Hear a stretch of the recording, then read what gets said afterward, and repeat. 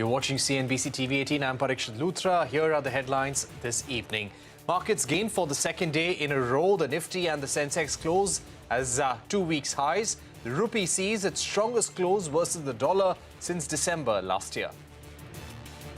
India is aiming for 6 to 8% growth rate over the next decade, say top union ministers at Davos. Indian government waves the green flag to Apple's Chinese suppliers, confirming a CNBC TV18 news break. 14 suppliers get initial clearance to expand in India as Apple moves to diversify its network beyond China.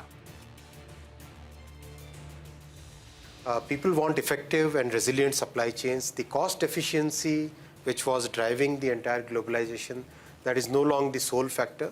Today, supply chains have to be anti-fragile. Supply chains have to work, whatever be the magnitude of global disruption.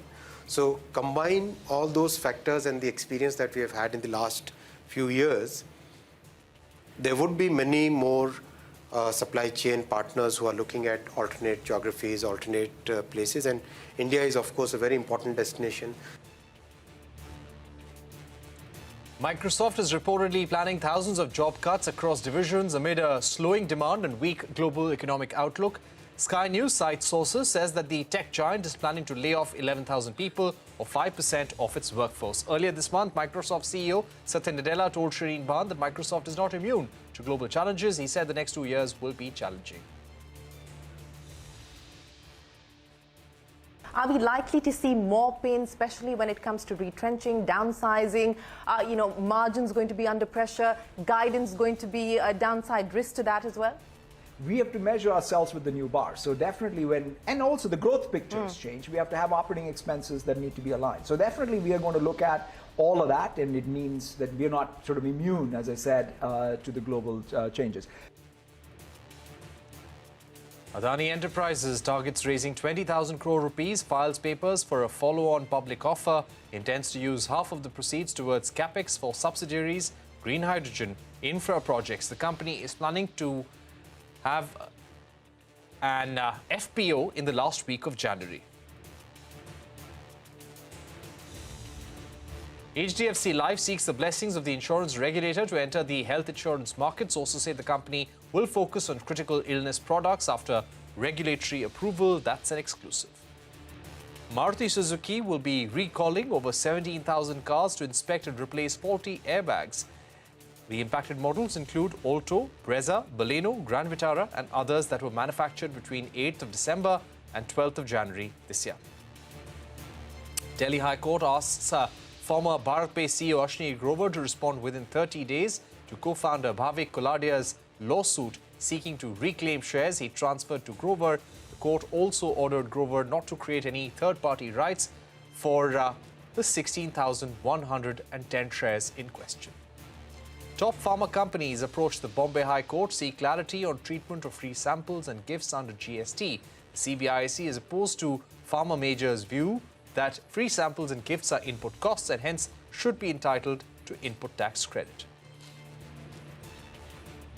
Fresh trouble for Jet Airways. Mumbai district authorities attach 4 aircraft parked at the Mumbai International Airport for non-payment of gratuity dues. This comes just days after the National Company Law Tribunal allowed the transfer of airlines ownership to Jalan Calrock Consortium. Ukrainian Interior Minister among 18 others killed in a chopper crash near a nursery and a residential building, a city near Kyiv. The casualty list includes children as well. Aviation Minister Jyotiraditya Scindia says Bjpmp Tejasvi Surya opened the emergency exit door of an Indigo flight by mistake, adds that he had already apologized for the incident. When the incident happened, Tejasvi Suryaji himself reported that incident, based on which the full protocol was followed, as DGCA itself has investigated and enunciated. And after the full protocol was followed, pressurization was checked, all the other checks were put in place, only then did the aircraft take off. And I think he himself apologized for the delay that was caused due to that. And that, as I mentioned, was an incident that happened on the ground. Only after all the checks were done was the aircraft allowed to take off. Election Commission sounds the poll bugle in Tripura, Nagaland and Meghalaya. Tripura goes to polls on the 16th of February in a single phase. Meghalaya and Nagaland will vote on the 27th of February. Counting would take place on the 2nd of March.